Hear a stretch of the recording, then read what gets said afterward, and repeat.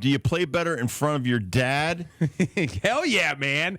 It's coming off of Halliburton's great performance last night when they finally let So it's his dad being in the building. I mean, his dad in the building, it raises my game, man. I always knew my dad was a wayside top corner. He was on the visitor section side, top corner. He knows no one's going to bother him up there, and I could always find him for football or basketball. Turn 3 in track, didn't see him, I could hear him, and that's when I needed him. And sometimes they didn't know he was going to be at a track meet. Like, track meets, I'm sorry, man. Come if you want. If you don't, it's all good.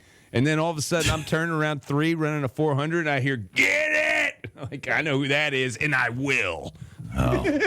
Walt in baseball games when he wasn't coaching me. Where was he at? He was in center field. He could not sit with Barbara because Barbara, throw a strike, Robert! You know, that kind of crap. Yeah, so but Walt would just take off. But so you get it at different angles. So you are looking at the strike zone with the ball in your hand. And I could hear my mother screaming. Like Southington High, the bleachers is right behind the first base bag. Okay. And you could hear her screaming. So she's to your back. No, if I'm facing the hitter, she's right off my left ear. Right. She's your 9 o'clock, basically. Yeah. Now, when you get the ball back, I turn around, I can see Walt because Walt was 6'4", and he had a lot of pressure, man. Walt, you've seen pictures of my dad. He's got tortoise shell glasses, so he's no smile. He's got his hair slicked back with Brill cream. Oh yeah. So that was the product Probably back in the day, suit, right? Coming off work. He's either got an Oxford shirt on or a tie and an Oxford shirt. So I always knew where Walt was all the time. But when you had a mistake pitch,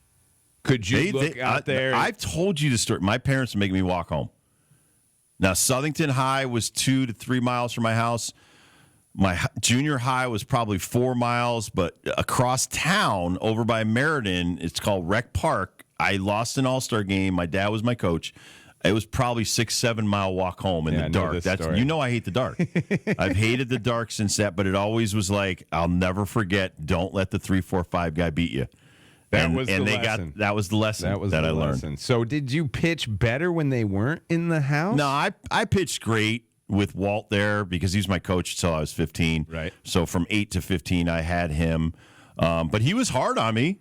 He was always harder on me, made me catch. I did every dirty job because he was like, I'd rather have my kid do that than anybody else. But at Shea Stadium, this was the problem. Yeah. It wasn't just that. It was my former in-laws, my whole family, my friends. I'd have 30 passes, 45 passes, and the Mets were great, man. I'll never have a bad word to say about the Mets. They were amazing to me and my family. Yeah. They hooked it up, but they put them right behind home plate.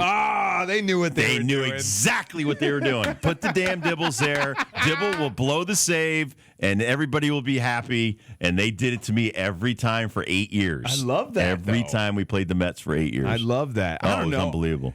So do you think, I mean, I'm sure now, like especially if you had one more time to pitch, you would definitely want Walt in the house. Oh, absolutely. He was there at my All-Star games and stuff, and no, I didn't pitch well for those, but he was there during the playoffs in the World Series. I pitched my butt off in those. It's not so much that your dad that's there. You're more worried about their comfort than if they're not there. So I know Eric Davis, when he went home and pitched in front of his family in L.A. for the Dodgers, or played for them in L.A., or Strawberry, when he went home and played for the Dodgers. It was hard. They're from South Central. Their whole family would come down. So now you got 30, 40 people that you're worried about their comfort. Did they actually get in the ballpark? Or are they in their seats? Are they enjoying themselves? And so you're not worrying about who you're playing or who you're facing and that kind of stuff. So I'm not going to say it's a distraction, but there's a level of discomfort that you want to make sure they're better than you are. You may have just hit on it.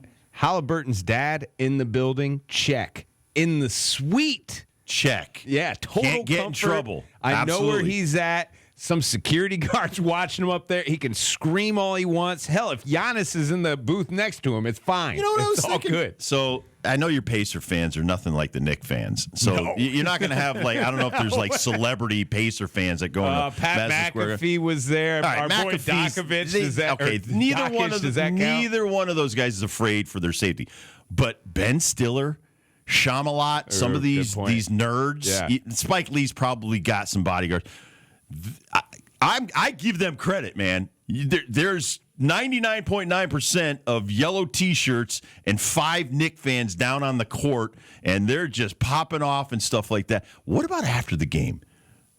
Does Ben Stiller, does that guy, the dude from Dune and all that stuff, Willy Wonka, I think so. Are they afraid for their safety, or are they cool? I think they're all cool. I think it's the Spike Lee. You got to watch out for it. Not because, Really? I don't think anybody cares. I think there's still just some nostalgic with those 90s series and him versus Reggie. And there's, how guys are that are super fans. They think they're on the team. And if I can get it, Spike Lee, then all the Pacers will love me forever and I'll be a part of the Pacers. I don't know. Other than that, I think you're right. They do not care that you're a celebrity. No. They'll probably cook you dinner. They're welcoming. They're very friendly. We'll give you an old style beer. But Spike Lee thinks he's on the team. Oh, God, yeah, they do. Ben Stiller thinks he's on the team. They're not on the team. They've got Knicks paraphernalia. I mean, they're probably getting it from the clubby. It's crazy. All right, Dr. Chris McCarthy next.